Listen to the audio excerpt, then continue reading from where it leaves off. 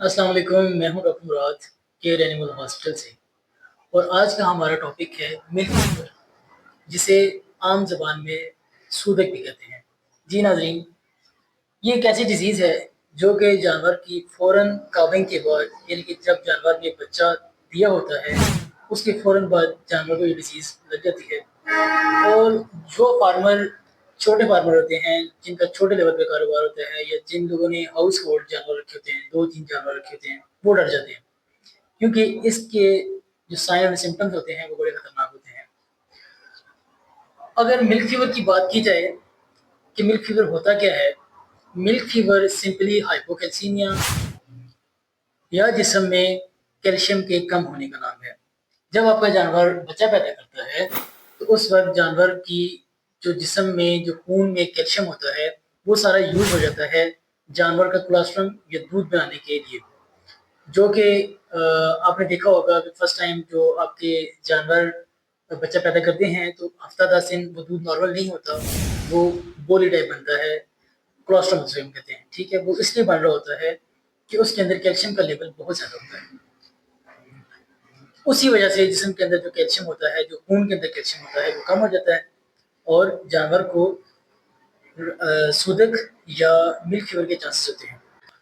अब अगर इसके सिम्टम्स की बात की जाए, तो फर्स्ट ऑफ ऑल आप देखेंगे कि आपका जानवर, आपने उसका दूध निकाला, मिल्किंग की, कुछ घंटे के अंदर अंदर आपका जानवर लेथार्जिक हो गया, बैठना शुरू कर दिया उसने, बार बार उठना नहीं चाह रहा होगा, आप उसको उठाना भी चाहेंगे, उठेगा नहीं। ये इसके इनिशियल साइन होते हैं कि जानवर आपका थोड़ा सा लेजी हो जाता है।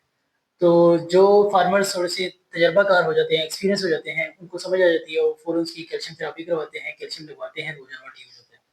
अगर आपने इसके उस टाइम सिम्पटम का ख्याल ना रखा, तो फिर ऐसे होगा कि आहिस्ता आहिस्ता जानवर की कैल्शियम बॉडी से और लो होगी, वो खाना पीना छोड़ देगा, खाने पीने की उसकी हिम्मत नहीं होगी, वो गोबर नहीं पास कर सकेगा और जानवर अपनी गर्दन को पीछे अपने जिस्म के साथ लगा के बैठ जाएगा। अगर आपने उस टाइम भी ख्याल ना रखा, तो ऐसे होगा फिर कुछ घंटों के बाद आपका जानवर बिल्कुल लेट जाएगा। लेटने के बाद ऐसे होगा कि अगर आपने फिर भी ख्याल ना रखा, उसका ट्रीटमेंट ना करवाया, डॉक्टर को आपने चेकअप ना करवाया, तो खुदा न खास्ता आपका जानवर मर भी सकता है। ये हो गया इसके साइन एंड सिम्पटम। अब अगर इसके बचाव की बात की जाए, तो बचाव इंतहाई आसान है।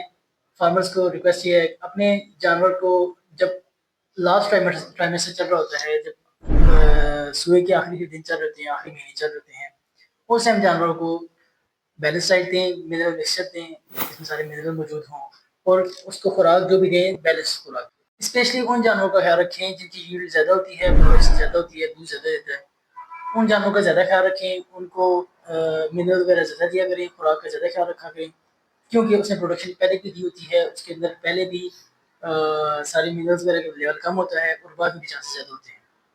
फार्मर्स भाइयों को मेरा मशवरा है कि आप जब भी आपका जानवर आप देखते हैं कि बच्चा देने के बाद, दूध निकालने के बाद, आपका जानवर को डाउन नज़र आ रहा है, ठंडा नज़र आ रहा है, लेथार्जिक नज़र आ रहा है, खाना पीना कम कर रहा है, अपने जानवर को फ़ौरन चेकअप करें, चेक करें, डॉक्टर को बुलाएँ, उससे चेकअप करवाएँ, ट्रीटमेंट करवाएँ, ताकि आपका जानवर मज़ीद कॉम्प्लिकेशन से बच सके।